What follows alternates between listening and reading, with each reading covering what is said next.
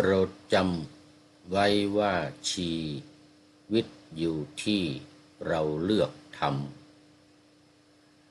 ำไปกับพึ่งตัวงามจะเจอดอกไม้หอมเย็นไปกับแมลงวัน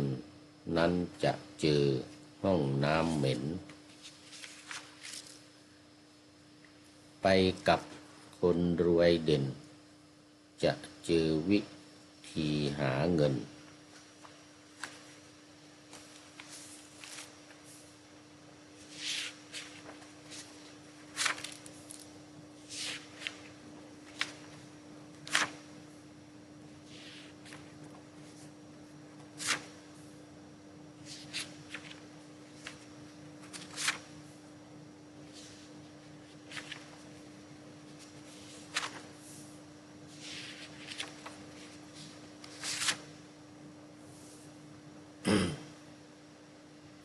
ไปกับขอทานเพียรจะได้เรียนรู้เรื่องอื่นขออาหารหรือเงินไม่สำคัญว่าเป็นใครสำคัญว่าอยู่กับใครก็รับเอานิสัยอยู่กับคนมีใจกว้างมีสังคมกว้างดังอยู่กับคนใจบุญจิตเกื้อกูล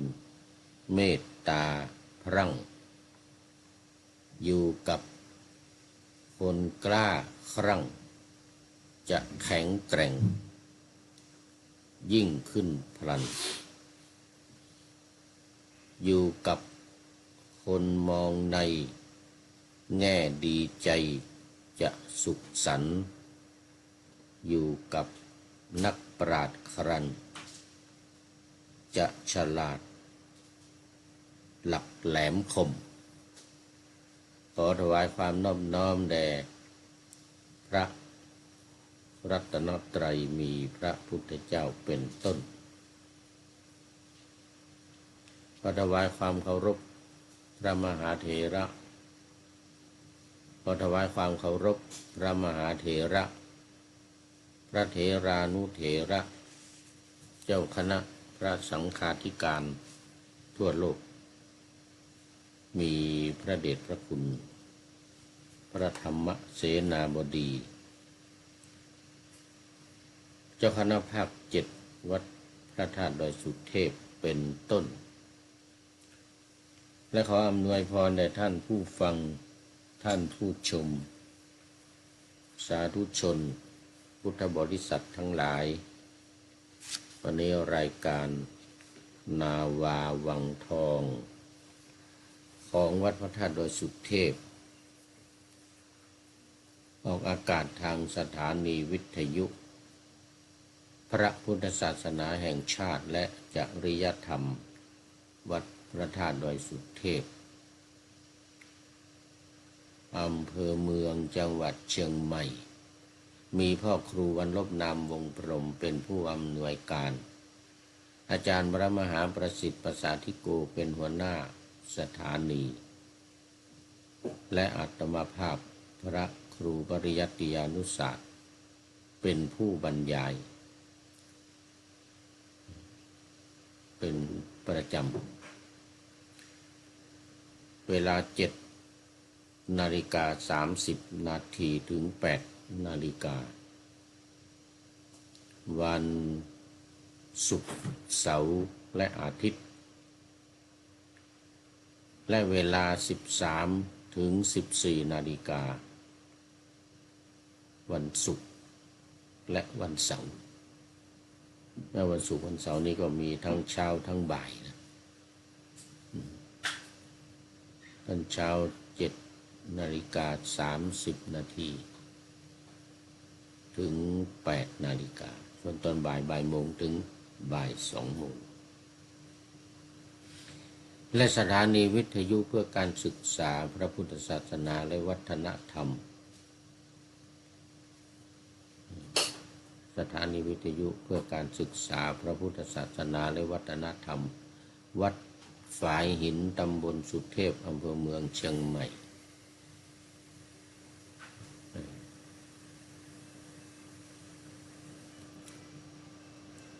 มีพระครูสมุวิสุวัตวรกิจโจเป็นผู้อำนวยการออกอากาศเวลา17 ถึง 18 นาฬิกาตอนเย็นของวันพุธ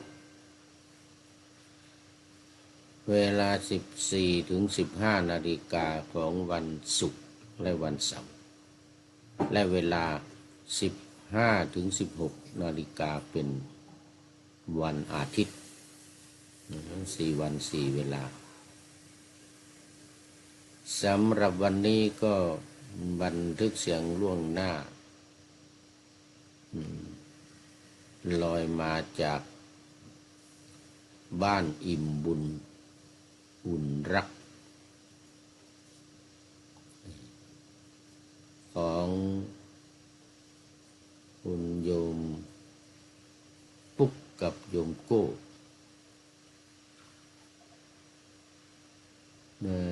โยมปุ๊กนี่ก็ชื่อจริงว่าจันทนาบุญหลง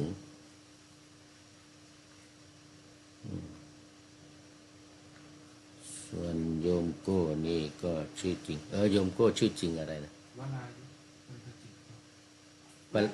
วรายุทธ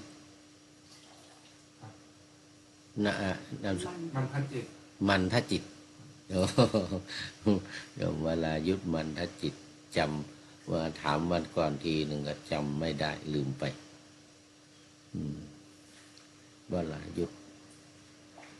เอาง่ายๆที่เราฟังจำกันก็คือ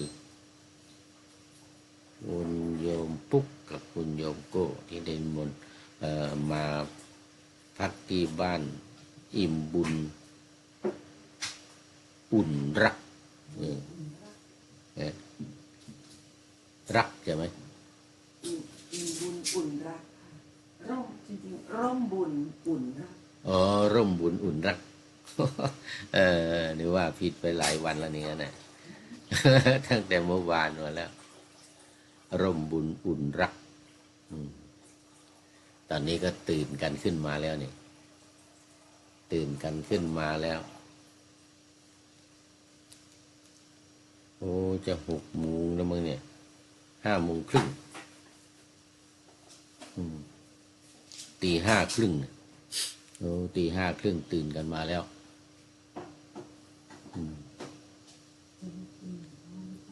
เสียงดังรบกวนหลวงพ่อหรือเปล่าไม่เป็นไรไม่เป็นไรเป็นไปตามธรรมชาติ ก็จะมาเตรียม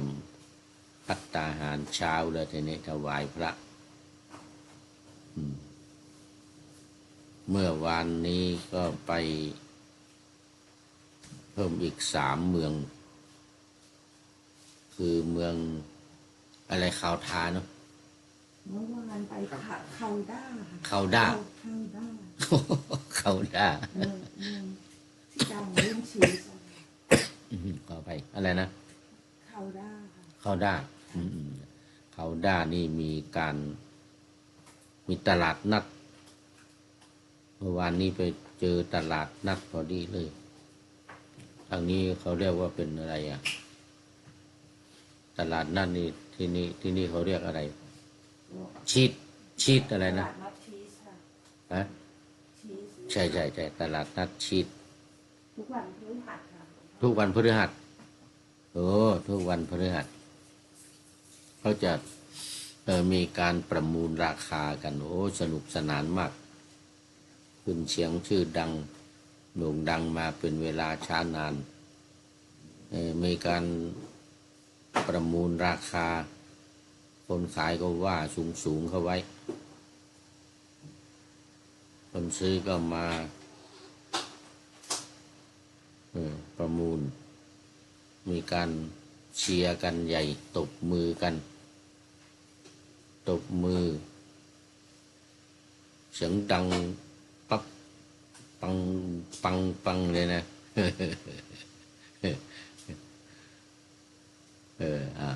พอตกลงกันแล้วก็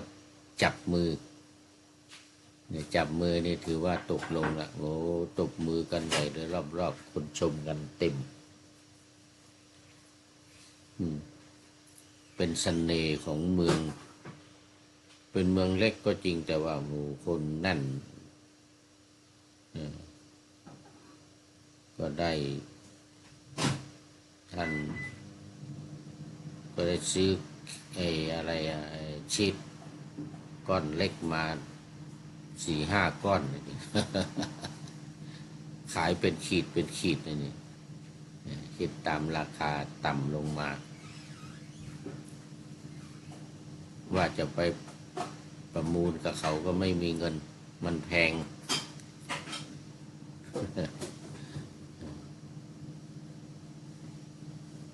เมื่อกี้เห็นเปิดไฟดวงนั้นน่ะ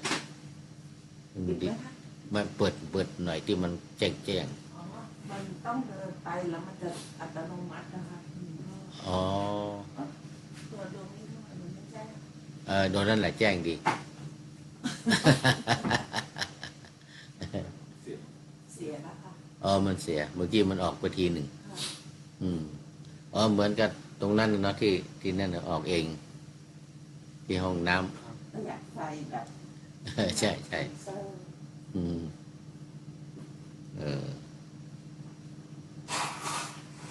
แล้วก็หลังจากนั้นก็ไปกรุงเฮกที่ตั้งของศาลโลกนี่เมื่อวานนี้ดูข่าวก็เห็นว่าเรื่องตาเมือนทุมก็จะไปขึ้นศาลโลกอีกแล้ว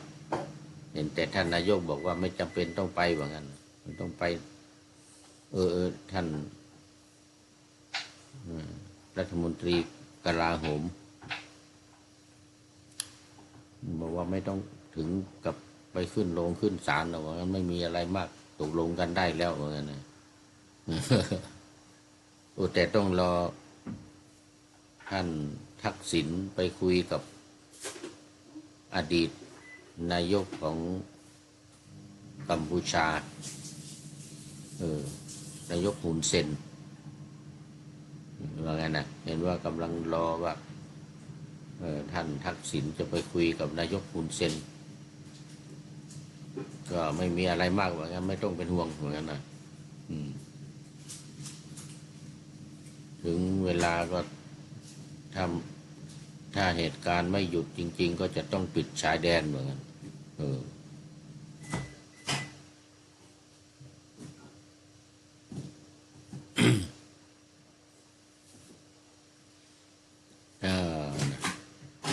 ขออภัยมันขาดไปเป็นบางตอนอินเทอร์เน็ตตอนนี้มันใช้ Wi-Fi ใช้ฮอตสปอตของยมโก้ยังอีกโทรศัพท์มือถืออีก2 เครื่องยังไม่ได้ใส่รหัสฮอตสปอตเดี๋ยวก็ทิกได้ใส่ทีหลังนี่เครื่องนี้ยังมันยัง เอาออกเป็นเครื่องหนึ่งลงจะได้เสถียร มันดึงข้อมูลเยอะแล้ว นี่มันขาดเป็นบางครั้งเนี่ย เอาละค่ะดีขึ้นไหมคะ ฮะ ดีขึ้นไหมคะ อ๋อ เอาออกไปแล้ว1 เครื่อง ออกไป1 เครื่อง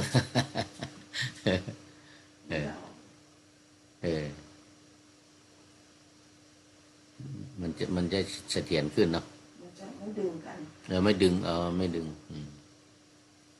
ถ้าอย่างนั้นอันนี้เรายังไม่ต้องเปิด2 เครื่องนี้ เนี่ยค่ะเอาออกแล้ว2 เครื่อง ดีมากนี่มันจะได้เสถียร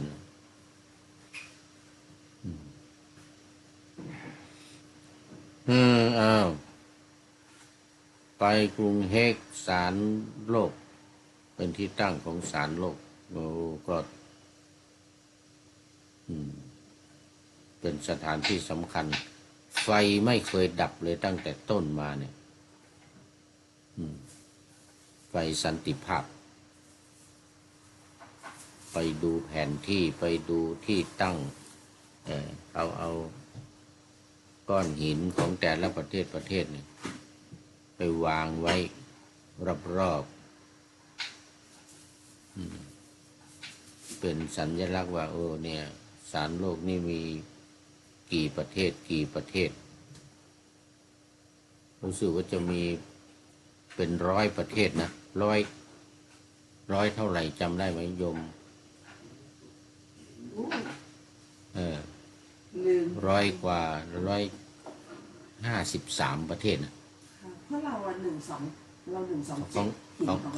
เรา127นะถึงรู้สึก153นะไม่แน่ใจต้องดูในรูปรู้สึกจะ153 ประเทศ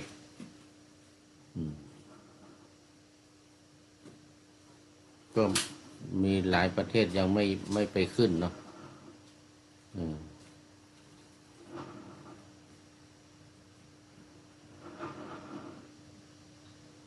สหรัฐอเมริกานี่รู้สึกว่าจะไม่อยู่ในศาลโลกนะ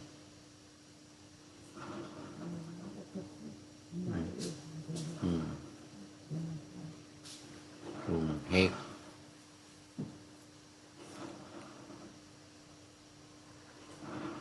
แล้วสุดท้ายก็ไปโบสถ์นักบุญบาวาเลียนักบุญบาโบนักบุญบราโวโอ้ใหญ่โตมาก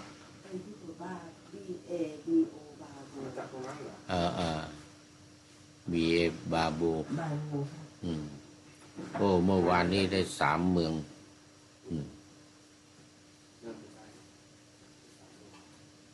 วันก่อนมาถึงมันเป็นตอนบ่ายก็เลยอยู่ที่อัมสเตอร์ดัมอย่างเดียวแต่ก็เดินขาลากเหมือนที่อัมสเตอร์ดัมนู่น วันนี้ขอต้อนรับคุณโยมจันเพ็ญคำโพธากราบหลวงพ่อสาธุเจ้าแน่มาแล้วจากแม่เฮียคุณโยมจันเพ็ญคำโพธาบอกสาธุเป็นท่านแรกเข้ามาวันนี้150 153ยังไม่เป็นลูกต้องอยู่ในโทรศัพท์หลวงพ่อจะอยู่ในโทรศัพท์ไม่เป็นไร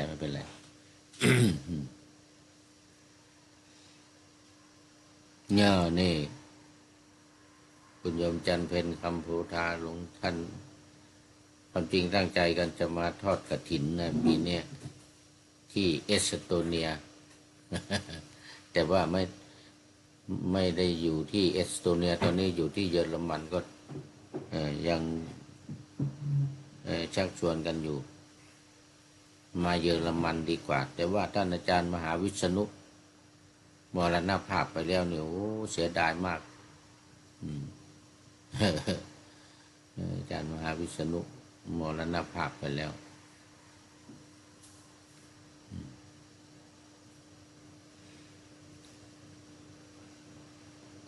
ตอนนี้ก็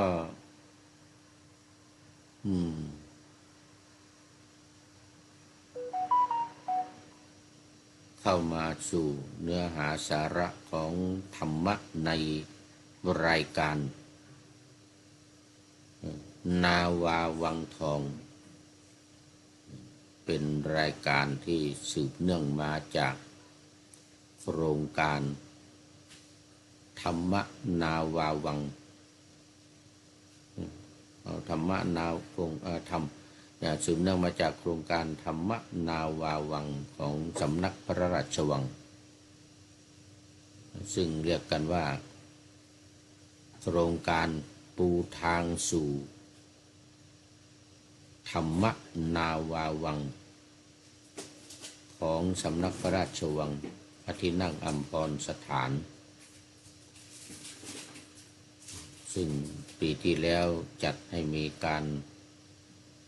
อบรมในโครงการมีพระ นักเผยแผ่นักปฏิบัติพระกรรมฐานมาร่วมชุมนุม2,000 กว่ารูปที่อาคารมวก.มหาวิทยาลัยมหาจุฬาลงกรณราชวิทยาลัยอำเภอวังน้อยจังหวัดพระนครศรีอยุธยา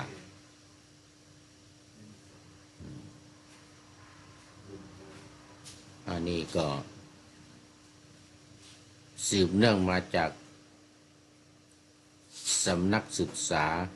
ธรรมดอยธรรมนาวาจังหวัดเชียงรายของ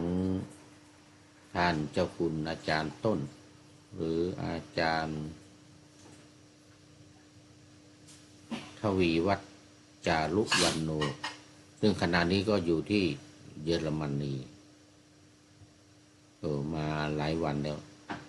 วันที่6นี่ก็มีงานที่บาวาเรียกรุงมิวนิกเนี่ยที่บาวาเรีย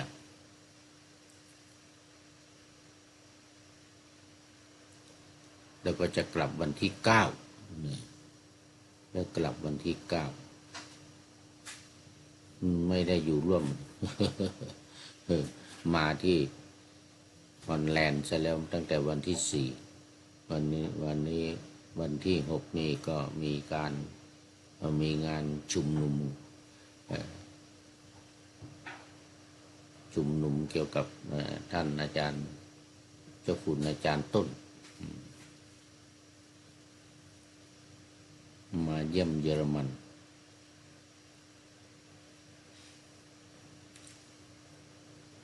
ก็มีแนวทางการปฏิบัติที่สำนักพระราชวังภูมิพระบาทสมเด็จพระเจ้าอยู่หัว